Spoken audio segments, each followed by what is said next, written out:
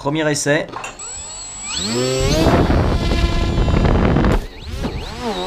Il n'y a pas un pet devant et c'est un bide.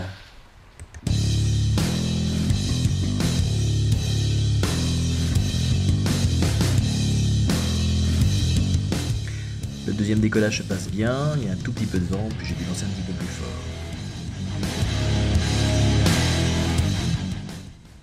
Je suis parti d'environ 1700 mètres d'altitude et je voudrais essayer d'atteindre les sommets qui sont à côté.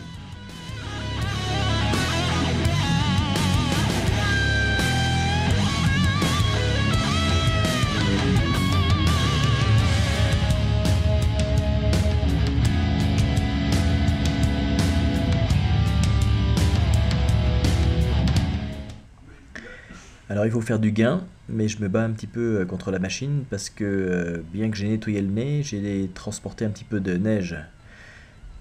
Et ça alourdit le nez de l'avion, ce qui fait qu'il faut que je tire toujours sur le manche pour arriver à monter. Dès que je lâche le manche, il pique à 3 mètres secondes. Donc je suis obligé de tirer sur le manche toute la montée, ça fait une montée un petit peu irrégulière. Et puis je veux pas mettre plein gaz tout le temps parce que j'ai peur d'obtenir une surchauffe de l'ASC ou des fils.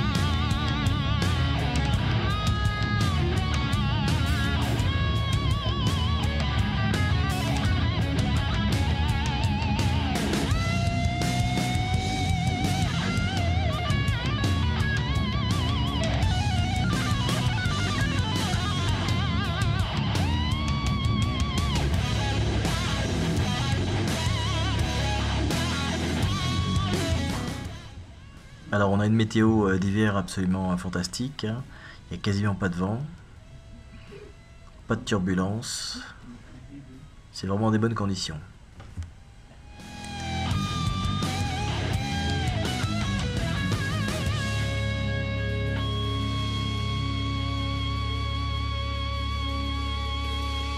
Bon, j'atteins plus ou moins le plafond de mon expédition. Et en plus, comme j'ai décollé avec des batteries qui n'étaient pas complètement pleines et que j'ai fait 1000 mètres de gain, je vais m'arrêter bientôt parce que ça sert à rien de prendre trop de risques. Je découvre d'ailleurs au passage une station de ski dont j'ignorais l'existence à cet endroit-là. Voilà la vallée, il n'y a plus qu'à rentrer. Et alors, pour pouvoir jouer avec le pan tilt, j'engage le RTH. Et donc l'avion rentre en vol plané en perdant tranquillement de l'altitude. Aucune consommation de gaz.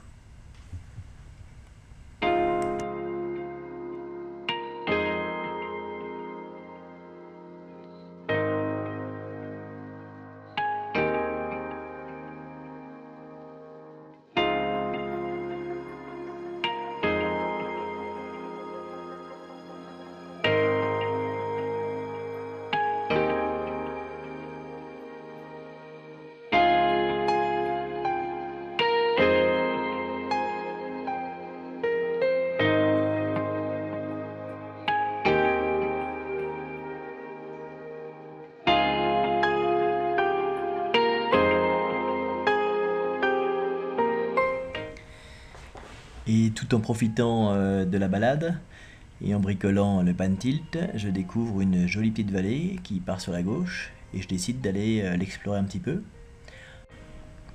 Bien sûr, en m'engageant dans la vallée, je sais que je risque d'avoir un obstacle entre l'émetteur et l'avion et donc d'avoir une interruption des liaisons montantes et descendantes. Mais mon idée c'était de, quand ça va se gâter, je ferai demi-tour. Sauf que ça se gâte suffisamment vite pour que j'ai rien le temps de faire. Si vous regardez bien le RSSI à gauche, un seul coup, pouf, il baisse. En même temps, je perds la vidéo. Et hop, c'est mort, j'ai plus rien. Et ça va durer 50 secondes. 50 secondes, c'est super long. Et t'as le temps de regretter d'avoir embouqué cette petite vallée. Et puis, d'un seul coup, ah, la lumière revient. D'abord, t'as la vidéo et pas le RSSI. Ensuite, t'as le RSSI et la vidéo, mais l'avion est incontrôlable, il est toujours en mode auto. Et là, je récupère le pilotage et j'évite à droite la pente. Bon, en fait, je pense que l'avion serait passé quand même, mais pas de grand chose. Bon, moralité, j'ai fait une grosse connerie. Heureusement que le RTH fonctionnait correctement et que la route du RTH n'a pas emmené l'avion directement dans la paroi. Il faut absolument éviter d'aller voler sur quelque chose qui n'était pas prévu dans le plan de vol. J'avais bien préparé mon vol, mais cette petite incursion sur la gauche au retour n'était pas prévue et c'était une mauvaise idée de changer le plan.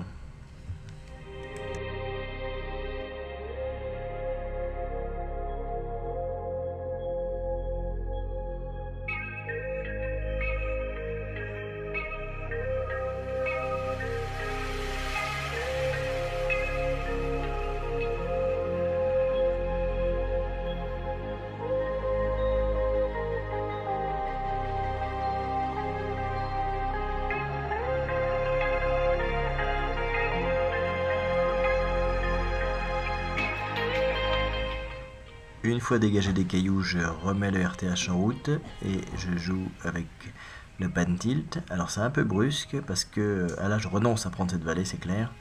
C'est un peu brusque tout ça parce que j'avoue que j'ai les mains qui tremblent sérieusement. Je me suis fait une belle frayeur quand même.